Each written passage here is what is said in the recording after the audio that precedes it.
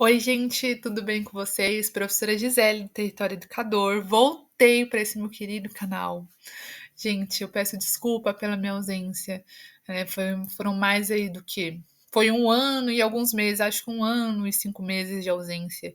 Nesse 1 ano e 5 meses aconteceram muitas coisas na minha vida, né? Eu tive alguns problemas pessoais, familiares, fiquei gestante, ganhei minha bebezinha linda, ela se chama Lívia, e também assumi o meu tão sonhado cargo na Prefeitura de São Paulo.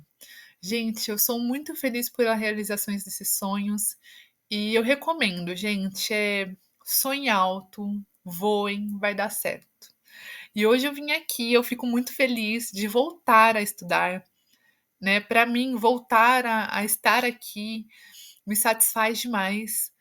É como se eu estivesse voltando a ser a Gisele, né? Porque a maternidade traz o foco, né, total para aquele bebezinho. Ela precisa de você, ele precisa de você. E a gente sabe que não é só enquanto é bebezinho, é para a vida inteira, né? Um filho. E é isso, gente. Hoje eu consigo até entender as mãezinhas, as mulheres que têm filhos e as suas dificuldades para estudar, porque olha, é uma leitura de um livro enquanto ela tá dormindo, é fazendo um slide enquanto ela tá dormindo, enquanto ela tá quietinha brincando. E aí você fica, ai meu Deus, será que eu estudo? Será que eu vou tomar banho? Será que eu lavo louça? Então, assim, ser mãe é algo desafiador, mas eu quero que vocês, enquanto mães aí, ou gestantes, ou que sonhem, que tenham sonho, né, de ser mães, sejam, gente. E não esqueçam, o filho de vocês não é um empecilho, e sim a motivação, tá bom? Então eu olho para minha filha e eu me sinto motivada a estar aqui, a estudar, a lembrar quem eu sou, né? Eu quero trazer esse orgulho para ela. Então, gente, vamos lá. Vamos falar sobre essa obra, Do Silêncio do Lar ao Silêncio Escolar, da Eliane Cavaleiro. Aliás, quem é essa mulher? Quem é a Eliane Cavaleiro? E quem foi essa querida autora, né? A Eliane Cavaleiro, ela é professora, né, doutorada e mestre em educação pela faculdade USP, tá, gente? Pela Faculdade de Educação da USP. E coloquei aqui muito mais porque ela tem um vasto currículo, tem outras obras também, fez prefácios, então é importante você conhecê-la. Se aproxime do autor também, vai te ajudar a entender a causa, todo esse percurso que ele teve para a construção das suas obras, tá bom? Mas vamos seguir, dar continuidade. Então, gente, aqui, ó, o livro trará um reflexo de uma pesquisa aprofundada sobre o cotidiano de uma escola de educação infantil, com foco em reunir informações sobre negros no sistema de ensino. Aliás, a gente sabe aí que diariamente a gente tem dados sobre a educação. Dados de desigualdade social, um censo escolar a gente tem, temos o IDEB, enfim. Mas aqui ela queria saber como que se dá essa relação quando a gente fala de educação infantil, né? Aliás, a gente sabe, dentro da psicologia, que o nosso ser, né, tudo aquilo que a gente vai ser no futuro, depende muito de como nós somos tratados na infância. Então, dizem ali, né, que a gente constitui nosso interior, nossa formação, nossas características no período ali da nossa infância, ali até os 7 anos. Ali a gente já forma a nossa personalidade e ali ela só vai se amadurecendo. Então, gente, vamos pensar. Aliás, a escola é um espaço adequado à convivência igualitária? Eu que fui professora do SEI, atuei na creche, atuei com bebês, crianças pequenas e crianças bem pequenas, e EMEI, né, que são as crianças pequenas, eu consigo te dizer, gente, não é, né? Porque assim, muitas vezes eu vou falar para vocês, gente, eu lutei muito para em todos os momentos ter essa atenção, ter a escuta para uma educação igualitária. Mas aí a gente vai até tratar o quê? A equidade. Não posso tratar aquele de igual para igual, certo? Mas aqui a gente vai focar em pensar: tratamos todos iguais? Pensa, professora, raciocinei. Como eu falo, esse livro aqui, ele é mais que um livro para você ler e estudar. Ele é um livro para a sua vida. Prosseguindo, em seu trabalho de pesquisa, ela observa o cotidiano das relações entre as crianças e seus professores. A ideia é ter estratégias para que sujeitos que são pertencentes a grupos discriminados, sujeitos que são, a gente pode pautar aqui, crianças negras, imigrantes, né? Por exemplo, vamos lá. A ideia é ter uma estratégia para que sujeitos que são pertencentes a grupos discriminados elevem sua autoestima e que tenham uma convivência igualitária e positiva entre as pessoas no ambiente escolar. Vamos pensar aqui, gente, numa criança imigrante. Tá? Eu sei que o livro aqui ele vai tratar uma questão de racismo, mas eu vou trazer um um panorama de uma criança imigrante. Ela está num lugar onde hoje eu acho que não existe muito isso, mas ainda existe, que eu sei que existe na escola pública, viu? Ela chega no lugar, essa criança é imigrante, vamos supor que ela é uma criança muçulmana. E ela chega num lugar, gente, onde tem que orar o Pai Nosso. Numa escola aqui do Brasil, tem que orar o Pai Nosso. Aí eu já vi professor falando assim: ai, Gisele, mas a criança tem que se acostumar. Ela que é a família dela que veio pro Brasil. Só que, gente, eu preciso respeitar essa criança. Eu vou forçar ela a orar o Pai Nosso. Essa criança não é muçulmana, gente. Eu não sou a mãe, eu não sou o pai. Entendeu? Quem faz essas questões relacionadas a saber o que ela tem que fazer não sou eu. Eu sou a professora, enquanto ela estiver ali em sua construção social dentro da escola, eu vou respeitar quem ela é. Entende, gente? Então, assim, se tiver uma criança, se eu estiver fazendo uma proposta e uma criança ela não foi incluída naquela proposta, a minha pedagogia ela não está sendo respeitosa, certo? A minha didática, a minha metodologia, ela tem que ser alterada. Então, olha só, eu preciso entender, gente, que eu preciso ter uma responsabilidade diferente à autoestima, uma convivência positiva, que a criança possa se olhar e ter orgulho de quem é, entende? Então, quando a gente fala aqui do silêncio, mais à frente a gente vai falar sobre isso, não vou avançar tanto, não. A gente vai entender aqui um pouquinho, lembrando que tudo isso é uma introdução, tá, gente, ao livro. A relação diária com crianças de 4 a 6 anos permitiu identificar que, nesta faixa de idade, crianças negras já apresentam uma identidade negativa em relação ao grupo étnico ao qual pertencem. Então vamos lá, gente. Eu estou numa sala com várias crianças e eu tenho uma criança negra e ela está sendo excluída. Então vocês entendem que ali já tá criando uma identidade negativa sobre essa criança? Vamos entender um pouco mais. Crianças brancas tinham um sentimento de superioridade. Entre parênteses, coloquei aqui que elas xingavam, tinham preconceito, ofensas, né? E etc. E aqui o professor, o educador, o silêncio. Então, pensa um pouco, gente, vamos pensar. Professora, o menininho me chamou de macaco. Deixa quieto. Você é macaco? Não. Então deixa pra lá, meu filho. Isso é certo, gente? Eu pedi para aquela criança deixar para lá algo que feriu ela. Porque a partir da hora que eu recebo uma ofensa que está relacionada a algo intrínseco a mim, algo que está dentro de mim que eu não posso retirar, você entende? Eu não posso retirar a minha pele. Então isso vai doer, isso me machuca. E eu mostro para a criança branca o quê? Foi só uma brincadeira, não é nada, né? Então eu não paraliso aquela situação. Muito pelo contrário, trago àquela criança branca um senso de superioridade. Aliás, eu sou branca, eu sou melhor do que você. Minha pele é clarinha. Então, o professor ele não pode ter uma postura de silêncio. E aí, gente, é muito interessante que a autora ela traz isso, mas ela não culpa o professor em si, culpa o sistema de ensino. É uma coisa estrutural. Então, existe ali uma questão familiar. Existe também, né, o silêncio ao qual a família traz, né? Existe também aquela questão que a criança, ela nasce pura, né, gente? Tanto que a minha bebê tá em introdução alimentar e eu fico pensando, gente, mas eu não vou dar nada com sal. Esse purê de batata tá horrível. Mas ela nunca comeu sal, então ela não sabe se tá horrível. Para ela tá muito bom, ela come, ela engole aquilo como se fosse um bolo de morango da Sodi. Então, assim, eu estou ensinando a ela o paladar. Eu, como mãe, tenho uma responsabilidade de ensiná-la aquilo que é bonito e o que é feio. A beleza o olhar do bonito, ele é uma construção social. Então, se a criança branca tem uma superioridade sobre uma criança negra, é porque ela já se deparou com falas racistas, situações a qual demonstra uma construção social sobre a valorização da branquitude, certo? Enquanto professor, ele precisa do quê, gente? De uma formação.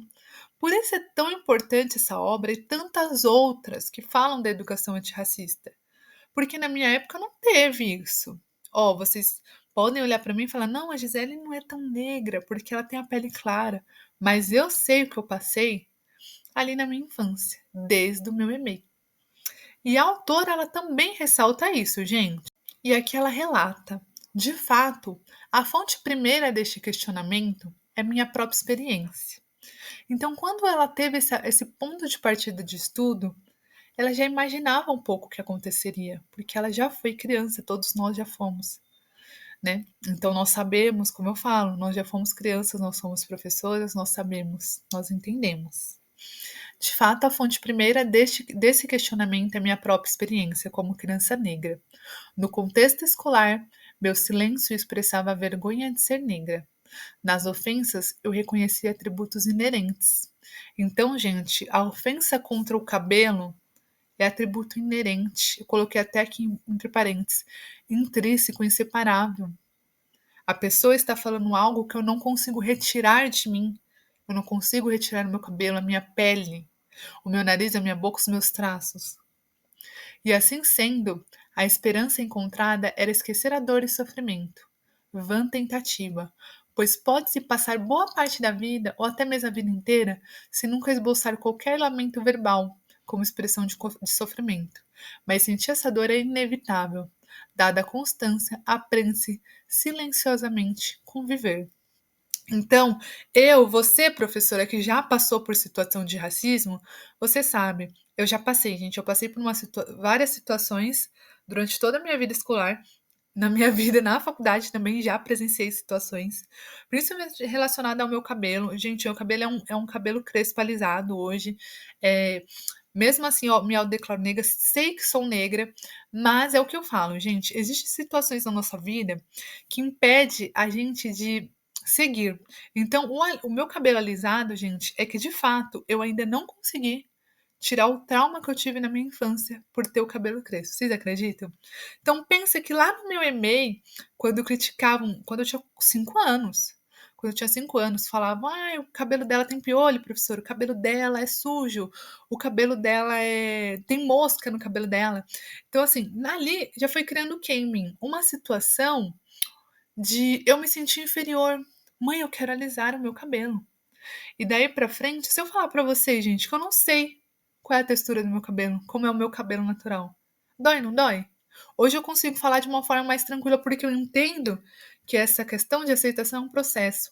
Enegrecer é um processo. Se tornar negra, se sentir negra de forma se sentir bem, né? De uma forma confiante, de uma forma de entender, sim, eu sou com muito orgulho, demora um pouco. Porque durante toda a nossa trajetória da nossa vida, principalmente nós que somos, eu tenho 28 anos, vivemos aí nos anos 2000, né? Tivemos a nossa infância ali nos anos 2000, nós sabemos muito bem que nós íamos na perfumaria, não tinha creme para cabelo cacheado crespo, tinha alisante. Então, como que a gente vai construindo esse olhar de uma forma autopositiva, autoestima? É através da representatividade. Então, hoje, gente, se a gente passou por isso, a gente não quer que nenhuma criança passe, porque é uma situação traumatizadora. Olha só, eu não tenho meu cabelo, não assumo meu cabelo por isso. E, gente, eu tô bem, viu? Eu sei que talvez vocês vão falar: você tá bem, professora? Tô bem com isso. Porque eu entendo que é um processo, né? É um processo e tá tudo bem. Comigo hoje eu entendo que tá tudo bem. Mas eu quero que as crianças que são pequenas, bebês, crianças, elas já cresçam com um olhar positivo sobre si, certo? Então, olha tudo isso que aconteceu. Os atributos inerentes, intrínsecos, inseparáveis, eles merecem ser valorizados. Por que que eu valorizo tanto? Ai, aquele cabelo liso. Ai, que cabelo liso. Lembra que é uma construção social o olhar sobre a beleza, certo? Porque lá atrás, historicamente falando, existiu uma época onde ser gordinho era lindo, maravilhoso, perfeito. Por quê? Era relacionado a ter poder aquisitivo. Se eu sou gordinha, significa que eu como bem, logo eu sou rica. Então vocês entendem, gente? Como que é uma construção social? Então, hoje, não vamos nos silenciar. Essa obra está aqui para abrir os nossos olhos. Olhos atentos, professoras. Olhos atentos. Então, vamos lá, continuando. Então, gente, ela vai trazer também uma questão sobre o silêncio familiar. Porque muitas vezes esse silêncio ele já nasce ali dentro da nossa família, né? Então, ela vai falar como que se dá também essa relação familiar. Porque, primeiro, antes da gente ir para o mundo social, nós estamos na nossa primeira instituição, né? A nossa primeira instituição, nós somos lá na nossa família. Ali é onde a gente vai construir os nossos primeiros valores. Ah, então eu vou para a igreja, eu, eu tenho o costume de assistir TV comendo, eu tenho o costume de comer sobre a mesa, eu gosto de comer tal coisa. É ali que a gente vai se entendendo como um sujeito. Sou, né? Tem um período ali da esterogestação, minha bebê mesma, hoje ela começou a entender que ela é uma pessoa longe da mamãe dela, né? Então ela está na creche nesse exato momento, ela está passando pela adaptação. Semana que vem volto a trabalhar, né? Ai, gente, que aperto no coração. Mas enfim, eu entendo o quê? Que agora a minha bebezinha, tão pequenininha com 6 meses, ela entende o quê? Eu sou um ser separado da minha mamãe. Então, quando ela me vê, ela vem pro meu abraço, ela quer mamar, né? Ela quer aquele momento. Então, ela tem a minha constituição, ela tá aqui sobre os meus cuidados e ela é um sujeito. Aí eu trouxe até aqui, ó, uma pirâmide. Ela é um sujeito, né? Ela é um bebê, bebês e crianças são sujeitos. E aí ela vai para o mundo social. Então, ela tá numa escola hoje. E lá dentro ela tá vivendo num mundo à parte, além, diferente do que é na casa dela. Então ela se vê com outras crianças, outros bebês, e ali ela vai entender que ela é um ser junto, né, com outros sujeitos. Então ela é diferente, ela vai, né, enfim. Ah, mas Gisele é muito bebezinho, não entende. Gente, já entende, tá bom? E eu amo, sei que ela tá. Eu amo, amo, amo muito as professoras. E aí, gente, eu entendo que eu tô ofertando para minha bebê uma construção social além da casa dela, né? Então ela mora aqui comigo e ela tá agora na creche. E aí, eu, enquanto professora de creche, ou professora de educação infantil, ou fundamental, seja lá qual tipo de profissão seja a sua, que mundo estamos oferecendo aos bebês e crianças em sua socialização? E o que está sendo posto para ser interiorizado? Então, gente, em determinados momentos, aqui tudo é uma introdução. Mas em determinados momentos eu vou trazer questionamentos que a gente trouxe agora lá para frente. Então, hoje, agora, se você estiver aí estudando comigo, a gente está ainda na primeira parte. Eu quero que você pause esse vídeo e pense. Dentro da minha sala de aula, eu tenho uma educação igualitária? Eu crio palavras que desmotivam os meus alunos, né?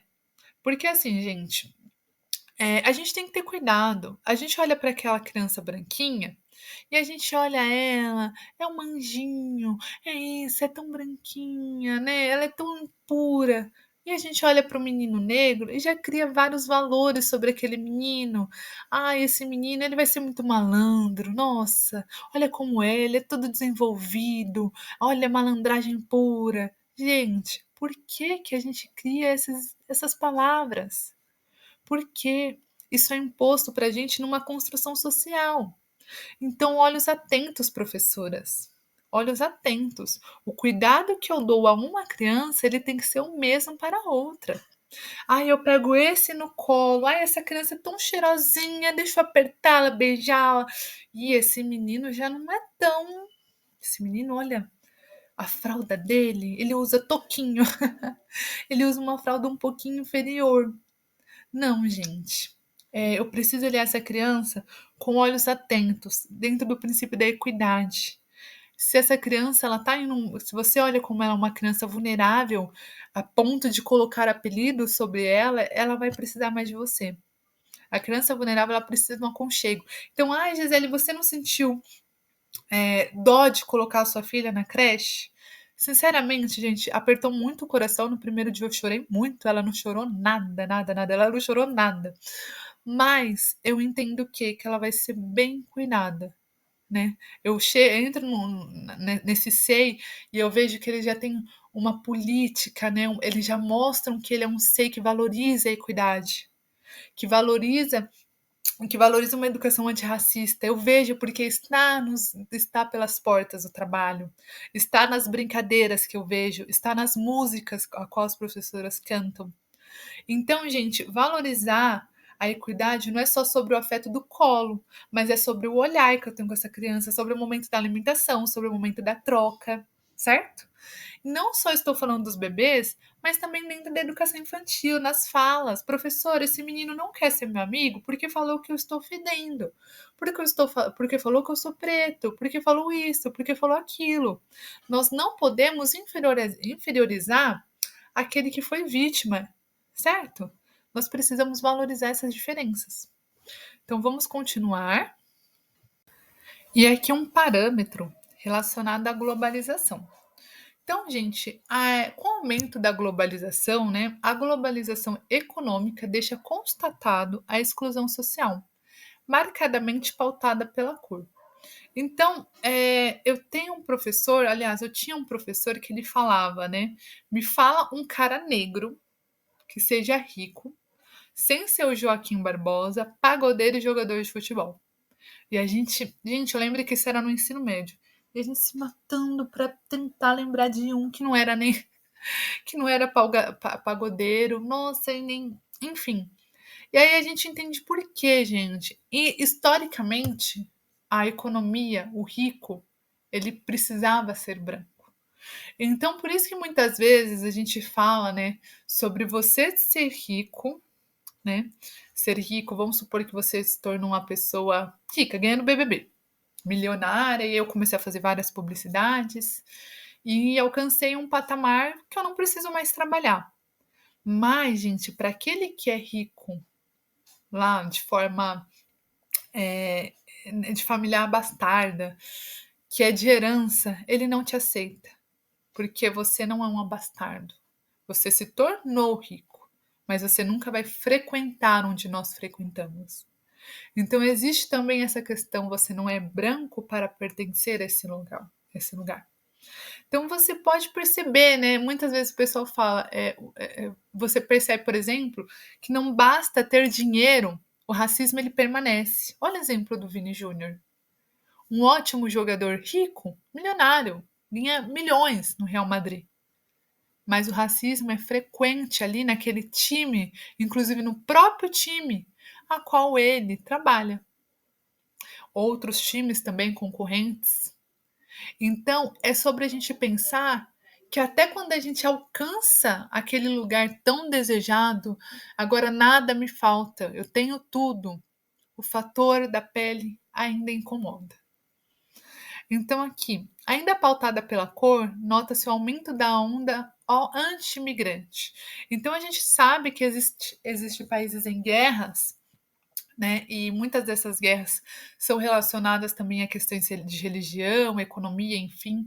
Então a gente percebe, por exemplo, Israel e Palestina.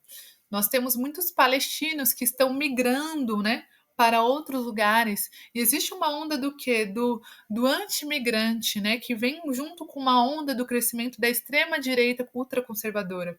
Então a gente percebe muito isso nos Estados Unidos, né? Anti-imigrante aqui não. Mexicano não. Vocês saem. Então, assim, existiu ultimamente, apareceu alguns vídeos aí mostrando como que os brasileiros que estavam nos Estados Unidos estavam voltando para o Brasil. Então, eles voltavam descalços, com roupas rasgadas, algemados. Gente, eles só eram imigrantes, eles só estavam trabalhando. Mas você entende? A quem eles irão correr atrás? A quem incomoda? Então, é aquilo. Eu posso entender o quê? Ah, eu não, mas eu sou branca, meu cabelo é liso. Você é latina para eles. Então, quando você vai para outro lugar, você percebe que você ainda não alcançou o patamar que eles querem e nunca irá alcançar. Dói um pouco falar sobre isso, gente, mas o estudo revela essa faceta, esse lado. Então, tenha um olhar, olhos atentos para uma educação libertadora, uma educação de valorizar essas características inerentes dessas crianças, desses estudantes. Não deixe passar, professor, o racismo, não deixe passar o preconceito, a xenofobia, a homofobia, não deixe passar. Vamos criar, vamos ajudar sujeitos a se desenvolverem de forma plena, que não seja você, professor, que vai ser lembrado lá na frente. Nossa, eu sou traumatizado porque minha professora, eu sou traumatizado porque um dia meu professor, nossa, na minha escola ninguém me olhou. Existe um documentário, se eu não me engano, se chama Nunca Fui Sonhado. E ele vai trazer muito esse panorama das falas que eram ditas. Ah, você não vai passar de ano, você vai virar um bandido, você não tem potencial, certo? Então vamos ficar atentos. Esse documentário ele mostra que estudantes levaram isso para si, que doeu muito essas palavras, mas que eles estavam voltando para a escola no EJA e ali eles tinham esperança. Fica também essa dica, né, de documentário. Eu assisti esse documentário na faculdade, eu não sei em qual plataforma ele está hoje, mas eu sei que se pesquisar bonitinho aí vocês encontram. E aí vamos dar continuidade aqui às hipóteses. Então, durante os estudos da Eliane, ela percebeu, né, todo esse panorama de silêncio, de superioridade, enfim, inclusive, né, ela usou um pouco da sua própria história para entender, né? Aliás, ela também passou por situações de racismos durante a sua infância e adolescência, pelo que a gente percebe. Então, ela traz aí uma hipótese. E a partir dessa hipótese, ela vai trazer os estudos dela, vai se aprofundar. Então, a primeira hipótese. O educador da pré-escola brasileira apresenta dificuldades para perceber os problemas que podem aparecer nas relações entre crianças pertencentes a diferentes grupos étnicos. Sim, gente, é uma hipótese muito boa. Porque, de fato, vamos supor, na época que eu, Gisele, sofri um racismo que eu não me esqueço, que foi em 2005, né? Que assim, saiu um comercial aí muito racista, inclusive, e eu tive muitos xingamentos, enfim. E, e eu falei para minha professora, e minha professora não teve palavras assim. Eu acho que ela fingiu que não me escutou. Não existia uma formação em 2005 que falasse como o professor deveria se impor. Claro que ela deveria se impor, ela deveria ter como consciência de vida, como propósito de vida, não deixar essas coisas passarem, talvez, não sei.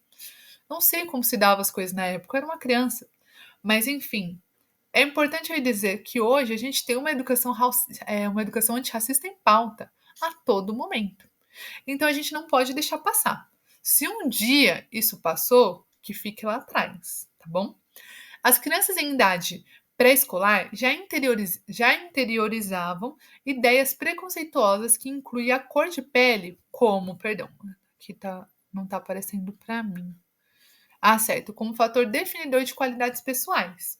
Sim, gente, isso acontece até hoje, porque como eu falo para vocês, a criança, ela não chega na escola crua. Ela tem ali, gente, características que foram criadas, né, com uma construção do seu lar, da sua família, das pessoas que moram no seu entorno, dos seus vizinhos, dos seus primos, enfim. Então ela já vai trazer ali características daquilo que ela acredita, que foi dito para ela acreditar. Então cabe a nós professores desconstruir de uma forma muito sucinta e tranquila, gente. Ai, não vou batalhar, quebrar a cabeça. Não, porque existe um trabalho família e escola que vai ajudar. Inclusive, a autora fala sobre isso. Por isso que o Dia da Família é tão importante, gente, para a gente trazer uma mostra pedagógica que vai valorizar isso, um momento família, de uma construção, de uma contação de história, de uma construção de uma boneca Bayomi, por exemplo. Ai, eu adoro essa boneca. C. O silêncio do professor No que se refere à atividade étnica e suas diferenças, facilita o desenvolvimento do preconceito e a ocorrência de discriminação no espaço escolar. Sim, gente. Se eu for uma pessoa indiferente para aquele relato de racismo, para aquele relato de discriminação sobre a minha cultura, sobre a minha pele, sobre a minha fala, né? Hoje a gente fala de uma diversidade grande em sala de aula também, onde minha filha estuda, tem crianças imigrantes. Então, assim, a minha filha não pode. Gente, se ela um dia chegar aqui falando alguma coisa, ela que não fale, viu? Mas enfim, ainda é uma bebê, enfim. Mas a gente precisa desconstruir. Esse momento de discriminação, claro, gente, aqui a autora ela deixa bem claro. Não existe uma questão ali, um fator superior. Ah, que escola vai ensinar mais, família vai ensinar mais. Ela fala que os dois são importantes para a construção dessa criança. Por isso que existe, por isso que toda aqui, gente, vocês vão ver muito ela falando sobre essa questão. Que a família ela deve estar a par de tudo que se passa na escola e sobre como a gente vai derrubar essa questão, como que nós iremos trazer uma educação igualitária, certo? Aliás, esse é o foco de tudo. Então, novamente, vamos lembrar, tudo isso aqui são hipóteses que ela levantou, certo? Mas essas hipóteses são muito boas para a gente nos questionar em momento de sala de aula, nós enquanto professores, nós enquanto construção, né, em construção de relatórios, afinal, tá chegando aí, né, gente, a construção dos relatórios.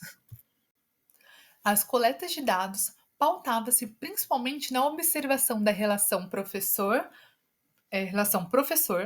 aluno, aluno, professor e aluno. Então, assim, ela observava durante esse processo, ela levantou essas hipóteses e fez a observação. Professor, aluno com aluno, professor e aluno, aluno consigo mesmo, certo? E o que foi observado, o que foi anotado, né? A princípio, na primeira parte, né, que ela vai estar relatando, foi a expressão verbal, as falas que as crianças tinham entre si, as falas que os professores tinham, né? Expressão não verbal, o silêncio é uma expressão não verbal. O corpo fala muito, né? Então, a forma como o professor se posicionava, porque às vezes ele não fala e não falar dói mais do que se ele tivesse falado. E a prática pedagógica. Aliás, essa prática pedagógica, ela ia trabalhar em algum momento a valorização desses povos, né? A valorização de uma educação antirracista, uma valorização sobre aqueles povos migrantes que entraram aqui e que precisam ser valorizados. A prática pedagógica, qual era a metodologia didática desse professor para abordar determinados temas, certo? Então, ela avaliou isso também. E, por fim, a pesquisa teve duração de 8 meses. Foi feita em uma escola de educação infantil, né, no caso um EMEI, no município de São Paulo, na região central. Então aqui, gente, foi uma introdução sobre essa primeira parte do livro. E aí eu vou ter aí mais ou menos uns 6 vídeos ou 5 vídeos, viu, gente? Ou menos, vamos vendo, né? Talvez eu consiga fazer um compilado. Mas o que importa, o que é importante você entender, que aqui é uma introdução. Aqui ela vai falar o que ela vai abordar, onde ela queria chegar. Mas vocês vão vendo que durante o texto, né, a primeira parte dela foi de observação, depois teve a parte de entrevista. Então é muito interessante as falas, tudo que ela coloca, porque aquilo nos desperta, aquilo traz o incômodo. E bendito, gente, é o incômodo que te faz sair dos lugares onde não te cabem. Do incômodo vem a mudança, tá bom? E é isso, essa foi a primeira parte. Eu espero que vocês tenham gostado e continuem aqui comigo, gente. Me acompanhem no TikTok, eu tô postando ali algumas perguntas e respostas, um bate-bola bem legal. Vou entrar aqui no Instagram e também às vezes vai aparecer uns shorts aí para vocês no YouTube, tá bom? É isso. Um beijo, curte, gente, compartilha e até a próxima. Amo muito vocês. Beijos!